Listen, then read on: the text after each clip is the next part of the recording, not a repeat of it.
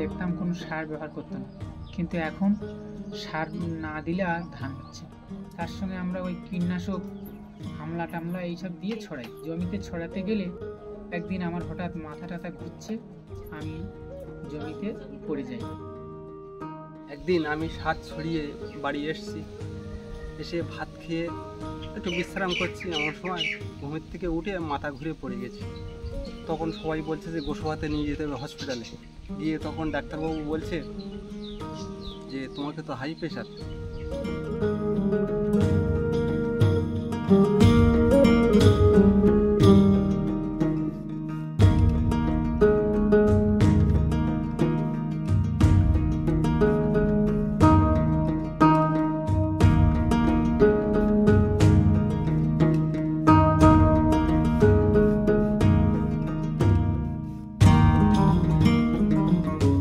জলের কাদায় বনের ভিতরে করে ও 8-10 ঘন্টা সারাদিন রাতেও যায়, শুধু মাথাটুকুন বেরিয়ে থাকবে আর এই দেবটা সব জলে থাকবে। এমনও দিন গেছে সারাদিন রাত করেই গেছে, আমরা বাড়িতে ফিরতে পারিনি। তারপরে একদিন আর ওই স্ট্রোক হলো, বটির ওপরে পড়ে গিয়েলাম।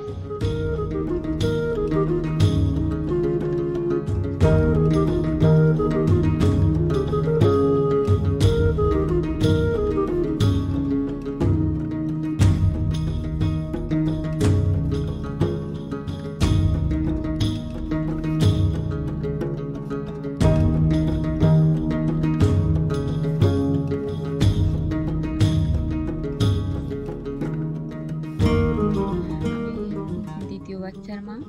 আমার প্রথম বাচ্চায় পেটে আসায় আমি একদিন খুব হঠাৎ করে ঘাড় মাথা যন্ত্রণা করছিল। সেখান থেকে আমি ডাক্তারের কাছে আমার ক্যানিং নিয়ে যাই, সেখানে হাই প্রেশার ধরা পড়ে। আমার দ্বিতীয় বাচ্চায় খুব অসুবিধা হয়েছিল। আমার 12 বছর ধরে বিয়ে হয়েছে, 12 বছর পর বাচ্চা এসেছে। 3 মাস পর টিউমার ধরা পড়েছে, সবাই হাই প্রেশার। আমি ঠিকঠাক কথা বলতে পারি না, দমের কষ্ট হয়।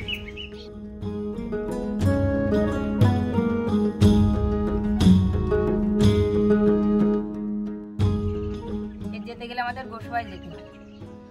ওই চেক আপে নিয়ে গেছে, আমার ছেলে নিয়ে গেছে সঙ্গে করে, নিয়ে সেই সকালে গেছে আর সন্ধ্যে অবধি ওখানে সারাক্ষণ দাঁড়িয়ে আছে। না ওইভাবে মায়েদের কষ্ট, মানে সারাদিন দাঁড়িয়ে থাকে, সব মায়েরা দাঁড়িয়ে থাকতে পারে? ও বসতে গেলে মেঝেতেও বসতে হবে, তার 2-1 তো মা না। বাড়িতে লোকজন ডাকলো, পাশাপাশি 2-1 এসে আমাকে একটা ভ্যান ঠিক করে নিয়ে গেল গোসবাতে। গোসবাতে যেতে গেলেও তো একটা নদী পার হতে হয়, বা ওপারে লোক না হলে ভ্যান ছাড়ে না। প্রায় 300 টাকা মতো রাস্তা খরচা আছে।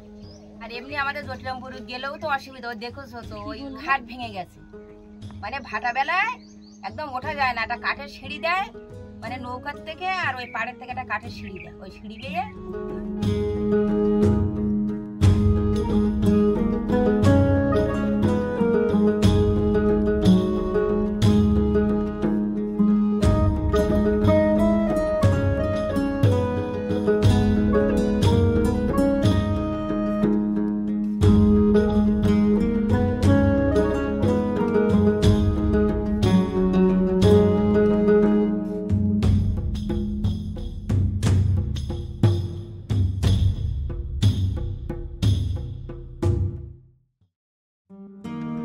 আমি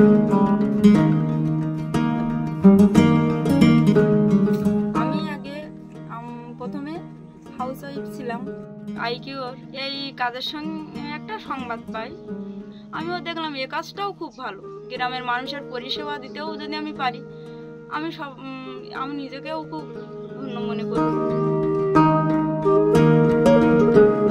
এবার আমি এই কাজটা যখন করি, আমাদের সার্ভে দেওয়া হয় হাইপার টেনশনে। এবার গ্রামে গিয়ে যখন আমি সার্ভেটা করি, অনেক বাড়িতে যেরকম নিজেরাই জানে না যে তাদের প্রেশার কত হাই আছে বা তাদের বিপদ হতে পারে যে কোনো মুহূর্তে, নিজেরাই জানে না।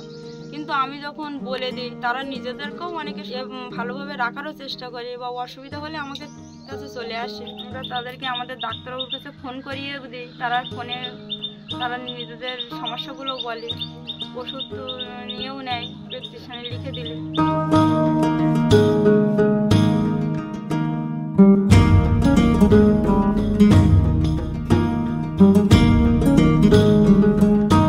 দিদিমণিরা গ্রামে কাজ করে, নীলিমা দিদি প্রেশার চেক করলো, করে মাঝে মাঝে সেখান থেকে এসে দেখে যায়।